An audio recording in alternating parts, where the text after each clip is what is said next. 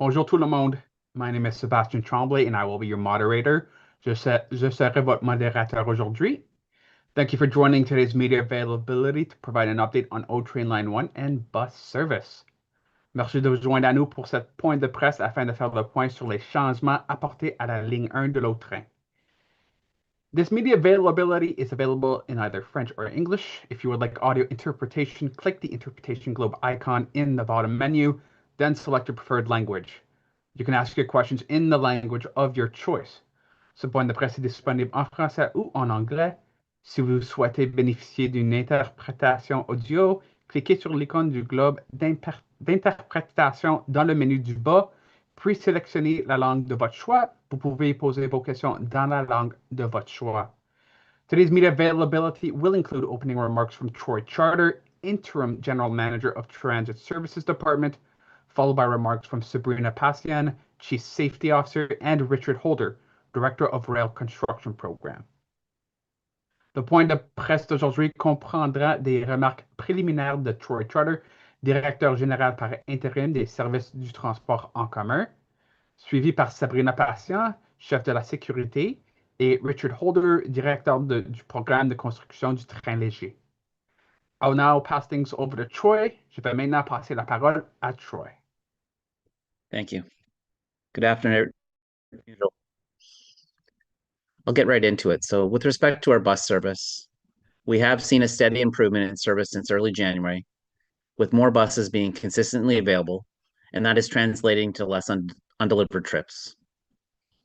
Things are progressing, and as we advance our plans with respect to recruitment, onboarding of new buses, our training of mechanics, and our ongoing continuing maintenance, that coupled with the better weather, we know that we will continue to see improvements in our service for our customers. With respect to Line 1, service continues to run reliably at the 3 to 4 minute frequency levels at peak periods, which is effectively providing sufficient capacity to meet the customer demand. Rail service on both lines have operated reliably, providing consistent service for customers throughout the winter months, which gives us confidence heading into the East Extension. We are making progress on our work with RTG and Alstom to plan and implement the necessary measures that will enable the return of the full fleet and the associated increase in train capacity. This work is complex, but I do want to assure everyone that progress is being made. So those are my initial remarks. I'll now pass things over to Sabrina to provide an update on the work to restore Line 1 capacity, and then to Richard, who will talk a little bit about the substantial completion. Thank you. Thank you, Troy, and good afternoon, everyone. As Troy mentioned, I will provide a brief update on the work that we've done to safely restore capacity on O Train Line 1, as our teams have been working around the clock to progress our action plan. As we've stated before, this is very complex and technical work that cannot and must not be rushed. The conversations and technical meetings with Rideau Transit Group and their experts are continuing well. We're making positive progress, and we're further refining the containment plan. This work is focused on confirming that the proposed mitigation measures are appropriate to contain the spalling that has been detected on the cartridge bearing assemblies, or CBAs. To ensure that all items have been considered, independent experts like TRA have been and will continue to be engaged throughout the entire process. As work is finalized, updates and timelines for service recovery will be shared with customers, council, and the media. We all know that customers want to see service improvements, and so do we. We want our customers to know that we hear your frustration, and I can assure you that we are getting closer. But it is critical that we carefully work through all the technical aspects and the safety assurance process. We have a duty to protect the safety of our passengers and our staff, and we're doing the necessary work to uphold that duty. We will not compromise or just take someone's word for it. We need to be sure. Merci, et je cède maintenant la parole à Richard. Thank you. I'd like to give the floor to Richard for a brief update on the East Extension. Okay, thank you, Sabrina, and good afternoon, everyone. As we shared in yesterday's memo, the East Extension has now achieved substantial completion. This is a significant contractual milestone, but we still have some key steps before we are ready for customers. Substantial completion certifies that the city and the independent certifier have reviewed all the relevant documentation and evidence and confirms that all system infrastructure meets the requirements of the project agreement and can be safely operated and maintained. As with any major construction project, there will be activities that will continue after substantial completion. This means the residents may see some work occurring as we continue to get ready for customers. This work will include necessary updates to the train control system software, adjusting platform edge cameras, landscaping, and final paving on the Highway 174. Rideau Transit Maintenance, or RTM, is now responsible for the maintenance of the East Extension. Their teams are now engaged in a familiarization period so they can have hands-on experience of maintaining the railway infrastructure, such as switch heaters, special track work, overhead catenary, support systems, escalators and elevators, and all other essential system elements. This is a best practice and was also successfully applied during the launch of Lines 2 and 4 and is necessary before trial running can start. During this time, East End customers may see a lot of activity on the new extension. This will include tasks such as snow clearing, cleaning of platforms, and maintenance vehicles traveling along the line supporting work teams. Once the maintenance familiarization period has ended and all other prerequisites achieved, we will progress to the pre-trial and trial running phases. The trial running period is the final exam for transit services, EWC, the builder, and RTM, the maintainer, to validate that the trains and systems are fully functional and reliable, and all stakeholders are ready for passenger service. Before we start trial running, our team will host a technical briefing to provide an overview of how it will work. But as a summary, trial running will exercise all aspects of the system to ensure we are ready for customers and will run for a minimum of 21 days. Before we conclude and turn it over to questions, I want to sincerely thank East End residents and businesses for your patience. For the last several years, while the construction work has taken place on the East Extension, we are fully aware that you have navigated and lived through all the dust and dirt, the noise and vibration, and the traffic and transit disruptions in your communities. With the project now reaching substantial completion in the East, we are almost at the finish line. I also want to sincerely thank my team and all our partners and colleagues across this who contributed to this endeavor. Achieving this major milestone on this key City of Ottawa initiative is a huge accomplishment that reflects many years of planning and construction involving the coordination of technical expertise across our teams, partners, and contractors, and represents a major step forward in delivering an expanded rail network in our city. Thank you. Thank you, Richard. I will now invite each agency in alphabetical order to ask one question and one follow-up. J'invite maintenant chaque organisme de presse par ordre alphabétique à poser une question et une question de suivi. We'll now start with, nous allons commencer par Arthur White-Crummy at CBC. Hi there, can you hear me? Yes, sir. And So I'm just thinking back several weeks to when we heard that, you were going to be able to replace 2 axles a week. Some of the cars only had a few axles over 100,000 kilometers, and you still had axles in reserve. So I'm just wondering, 3 weeks later, we still haven't seen any more cars get onto the rails. I just want to understand how that's possible. Like, what still accounts for the slow progress in getting more cars on the rails? thank you for the question, Arthur. Talked about this a little bit in the past, but one of the things that we want to make sure that we're doing is maintaining the kilometers on the vehicles, as well as maintaining the supply of the cartridge bearing assemblies. So we know that they do have a supply, and there's a supply chain that they will receive some on a regular basis, but we really wanted to maintain that. So we shifted our focus to the full return of the full fleet. And that's where our focus is right now, and that's what Sabrina and the entire team are working on, is what are the necessary mitigations and measures and processes that need to be put in place to allow for the return of the full fleet. We need that for our service. We need that for the East Extension, and that's been our shift in focus. Can you just talk perhaps about what currently seem to be the most promising mitigation measures that are being discussed between OC Transpo and RTG? Like, I know some things were monitoring was one thing that was mentioned earlier, but is there anything else more concrete that you can tell us about what could be put in place to get the full fleet back on the back into service?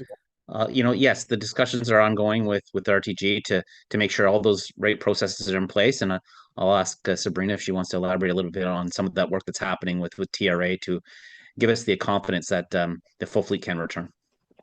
Thank you, Troy. And yes, we're exploring multiple different paths at this point. I think we're trying the best we can to work with our experts and meet with RTG and their experts to look at various different mitigations. So we're definitely looking at monitoring programs, absolutely. And we're trying to navigate potentially a few different options to layer in so that we're able to do a risk assessment and then eventually return the full fleet back into service. Thank you. We will now go to Rachel Morgan at City News Ottawa.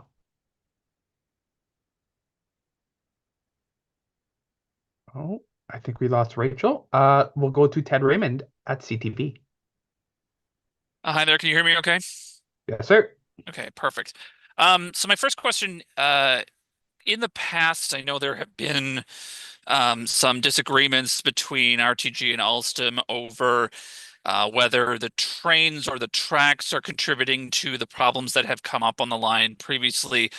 In your discussions with RTG, and I presume Alstom is there as well, with regards to the spalling issue, is that a contention that is perhaps affecting or delaying like a solution or a root cause analysis? Thanks for the question, Ted. No, at this point in time, all the parties are aligned and we know what the issue is with the cartridge bearing assemblies. And it's about what are the right measures that need to be put in place so that the full fleet can return. Okay, so you're all kind of on the same page and as to what the issue is and what needs to be done. You're having these conversations. I want to switch to the bus system for a second because you had an update today, some incremental progress. It's a good sign. You mentioned one new zero emission bus. The target is 110 by the end of Q1, which is like 3 weeks from now. So I'm curious if that target isn't met. How will that kind of affect that return to more bus service delivery or better bus service delivery? Because you're pinning a lot on these zero emission buses. Yeah, the onboarding of the new buses is a critical piece in terms of our improving our service. It was a great investment that council made to not only renew our fleet, but as well to become a more greener fleet as well too. But so it's a key piece. But we're confident with all the other actions that we're doing as well at the same time that even if there is a shift in terms of the supply, that our service will continue to improve. We know that when you get out of the winter months, it's easier on a fleet of vehicles. It's easier to maintain those vehicles. So that's a piece to this as well too. We're not relying on the weather, but that is a piece that will factor into that is better weather, easier to maintain the fleet, new buses, and then our ongoing recruitment and training activities to get the mechanics up and trained on the new fleet, the new requirements for an electric bus versus a diesel bus. All those activities combined will improve the service. So confident that we'll continue to see improvements in the service as week in, week out, and it'll continue to improve when we get into the better weather in the spring and summer months. Thank you. On va maintenant à Sébastien Pierrot à la droite. Sébastien Prérault from Le Droit newspaper. Hello, everyone.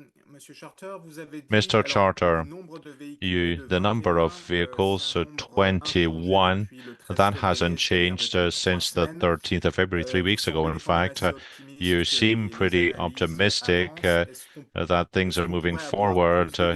Could you think there'll be more vehicles at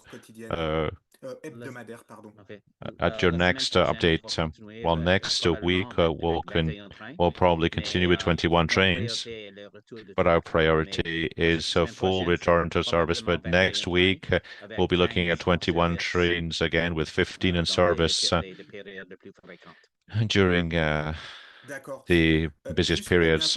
Question to really understand yesterday, substantial completion or the certificate for substantial completion was given for the east extension, still 21 trains. You still seem optimistic that the east extension will happen very soon.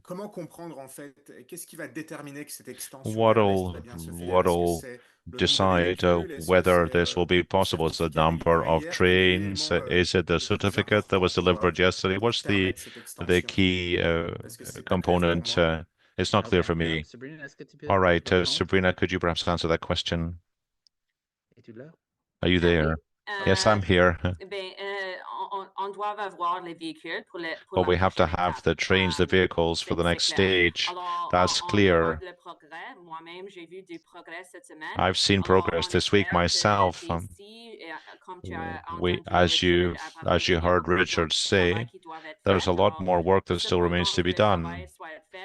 While that's being done, we're moving the action plan forward, and we hope that in the next few weeks we'll be able to give you an update to give an update to the Transit Committee on the next steps for the East Extension and also for the action plan. Thank you very much for that answer. Thank you very much. Natasha Baldwin at the Ottawa Citizen. Hello, thank you so much. I just wanted to confirm specific number of trains that are needed to start this testing phase in the East Extension. I've seen 46 in a technical briefing. Could we confirm that? Yeah, based on our trial running plans, the requirement is 46 trains. We are looking at a number of options, but right now our requirement is 46 trains. Okay, and yeah, to follow up on the testing phase as well.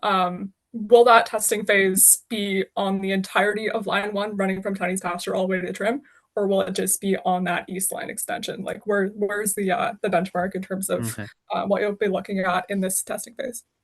Yeah, I don't want to get ahead of ourselves. We're going to be doing a detailed technical briefing when we get to that point where we're about to start trial running, and we'll get into all those details in terms of what that looks like and what customers can expect during that period of time. So a bit early for that still, but we will be providing a very detailed technical briefing when we're about to get into trial running, but we'll do that in advance of trial running. All right, thank you, Natasha. On va maintenant à Frédéric Pépin à Radio-Canada. Frédéric Pépin, Radio-Canada. Mr. Charter, in a previous meeting, you said that there was a whole network that would be tested under the 21-day trial testing period. It wasn't just Blair to Trim. Well, that's our plan, but our plan can change, as you know. This is what we would like to do. It's a little bit fluid right now. It's not specifically outlined in the PA how you go about trial running. It does talk about service levels that we want to meet, but we have options in how we want to do that. And obviously, the main thing for us is we want to, provide good service for our customers while the trial running is going on. But that is our plan. But we want to make sure that we're doing all the right things, and we want to minimize impacts to our customers while we're doing that as well too. So we just want to take some time to think about that. Ma deuxième question, ça serait pour Madame Sabian. My second question is for Ms. Sabian. I heard you say that you've seen progress. You've also mentioned that you're now focusing on the return to full service. What progress have you seen exactly, and what will it take to restore full service? I want people to understand what you're looking at. Are you talking about sensors, cameras next to the axles, for example? What are you looking at exactly to make sure that full service can be restored? Well, the progress we've seen this week is that we have answers to many technical questions from experts on our side and from RTG as well. Now, to move forward with a plan, we need all that information to do a proper risk analysis. As you said, there are many options we're looking at. A monitoring program, a sensor program, installing sensors on the trains, on the vehicles, on the wheel lathes as well. There are many options we're looking at. Many experts are working and providing advice. We'll take all that information and we'll create a plan, a multi-layered plan, and that'll allow us to do risk analysis for the whole fleet. We think that once we've done that, we'll be able to develop an action plan for the restoration of full service. You've often said that RTG and Alstom are looking at tools to really see in real time the state of the CABs and the axles in real time. Now, these parts, this technology, no matter what you call it, these sensors, do they already exist? Are they available off the rack, or will it take time to access that technology?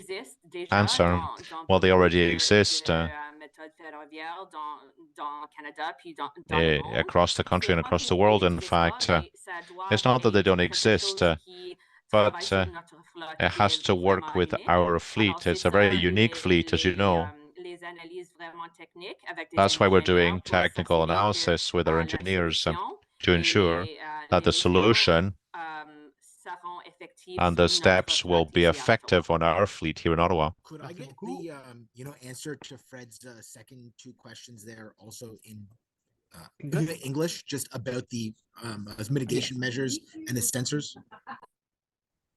For sure. So what Fred asked is kind of like, what progress have we seen this week, and kind of what would be needed next, and some technology that RTG could be exploring. So I'll start by saying it's really a layered approach that we're taking right now, and we're working with our experts and RTG's experts to develop all of the information to make this layering so that we can do a risk assessment that will look at it from a global perspective for the entire fleet. And Fred asked if this technology exists, that we could put some sort of sensors, be it on the vehicles or on the side of the track or in the yard. So the answer is yes, that technology absolutely exists in rail operations in Canada and around the world. The work that's being done right now is understanding that integration component for our system. Would it work on our vehicles? Would it work on our track? Would it work in our yard, our facilities? What communications is needed? So it's really an engineering and technical solutions that are being explored, and several in parallel, which is what's contributing to the length of time it's taking to really be sure before we take this next step. Thank you. We will now go to Shane Seguin at Railfans. Hi, thank you for taking our questions today. Mr. Charter, I was wondering if you could just share a few words on the significance of achieving substantial completion. How does it make you feel about this critical step and major milestone being achieved, and seeing the East project come one step closer to completion? Oh, it's amazing. It's a great step forward for public transit in Ottawa, and it's a huge step forward for us in terms of having a long-term, sustainable, reliable transit system. And it's really about improving the system. And I know we talk about it as an extension of Line 1, but it's an extension of the transit system, and it'll bring reliability impacts throughout. So tremendously proud moment for the entire team. I know Richard's team has been working tirelessly on the construction side and with our partners. So we're excited. And I know our customers are. So we want to get going with trial running as soon as we can, so that we can start that service. And so it's a proud moment for the team, and we're excited about it. Thank you for asking. Thank you. And my second question is for Mr. Holder. Understanding that trial running is likely still a month away and the technical briefing is to come, over the immediate future as part of the pre-trial running, what can residents expect to see along the East Guideway as far as trains circulating prior to the start of the original or the trial running and other activities? Yeah, thank you, Shane, for the question. So as I talked about earlier on, there will be some maintenance activities that residents will see as they're driving alongside on the Highway 174. They'll see more maintenance of way vehicles. So these high rail vehicles that can run on the road but can also run on the track. They'll be out on the line and moving crews throughout the line so that inspections can be undertaken, but more, preventative maintenance activities can be practiced on the line. So we have this period of RTM familiarization, and that's going to take place over the next week. And then once we get through that, then we want to be running trains on a daily basis. And so certainly during the middle of the day, we will start moving, initially we'll have singles, but then we will be increasing the number of trains as trains become available, so that we'll have a single, then we'll have a multiple unit, and then multiple units. As we build up the confidence and as we have more trains, so that we can be ready for coming to our next kind of media briefing to talk about the details of trial running. So we're very excited to get to that stage where we can explain how trial running will be undertaken. Thank you so much. This concludes our media availability. Ceci conclut le point de presse aujourd'hui. Thank you. Merci tout le monde. Merci.